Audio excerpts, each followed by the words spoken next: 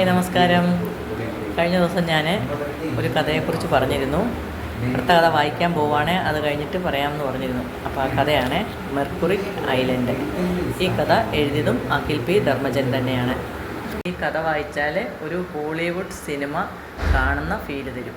അത്രയ്ക്ക് നല്ല കഥ തന്നെയാണ്. കഥ വായിക്കുന്നതിന് മുമ്പ് നിങ്ങൾ ഈ ചുഴി ഒന്ന് കണ്ടു നോക്കൂ. ചുഴിയെപ്പറ്റി എനിക്കറിയാവുന്ന കുറച്ച് കാര്യങ്ങൾ പറയാം. നമ്മളെ ബർമുഡ ട്രയാങ്കിളിനെ പറ്റി കേട്ടിട്ടില്ലേ? ആ ട്രയാങ്കിൾ എന്ന് പറയുന്നത് കടലിലുള്ള ഒരു വലിയൊരു ചുഴിയാണ്.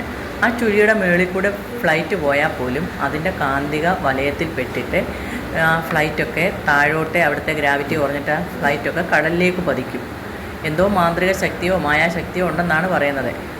ചിലപ്പോൾ കാന്തിക വലയത്തിൽപ്പെട്ടായിരിക്കാം. ട്രയാങ്കിളിനെ ചെകുത്താൻ ചുഴി എന്നും പറയാറുണ്ട്. ഈ കഥയിലെ നമ്മുടെ കൊട്ടാരത്തിൻ്റെ സംരക്ഷണത്തിന് വേണ്ടിയിട്ട് അവിടുത്തെ രാജാക്കന്മാർ 4 വശവും ഇതുപോലെയുള്ള ചുഴികളാൽ നിർമ്മിച്ചിരിക്കുകയാണ്. ഇങ്ങനെയൊക്കെ ആണെങ്കിലും ഈ അവിടെയുള്ള ആൾക്കാർക്ക് പുറത്തേക്കും അകത്തേക്കും ഒക്കെ കയറാനും വരാനും ഒക്കെ പ്രത്യേക പാതകളും പ്രത്യേക കൂടുകളും ഒക്കെയുണ്ട്. ഈ കാണുന്നതാണ് മാന്ത്രിക കൊട്ടാരം. ഇതും ഫുള്ള് മിസ്റ്ററി നിറഞ്ഞതാണ്.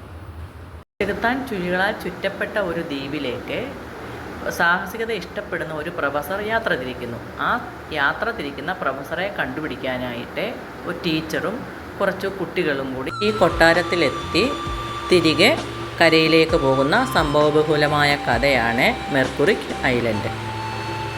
എനിക്കിവിടെ ഏറ്റവും ഇഷ്ടപ്പെട്ടത് എന്താണെന്ന് വെച്ചാൽ, ഇവർ ഈ കടലിലോട്ട് പോകുമ്പോൾ ചുഴികളൊക്കെ ഭേദിച്ചാണ് പോകുന്നത്. സത്യം പറഞ്ഞാൽ നമ്മളും അവരുടെ കൂടെ ബുദ്ധിമുട്ടി കഷ്ടപ്പെട്ടാണ് അത്രയും സാഹസികമായ രീതിയിലാണ് നമ്മളും ആ കഥയിൽ ആ മായാലോകത്ത് എത്തിപ്പെടുന്നത്. എല്ലാവരും കഥ നന്നായിട്ട് വായിച്ചു നോക്കുക. എല്ലാവർക്കും ഇൻട്രസ്റ്റിംഗ് ആയിരിക്കും.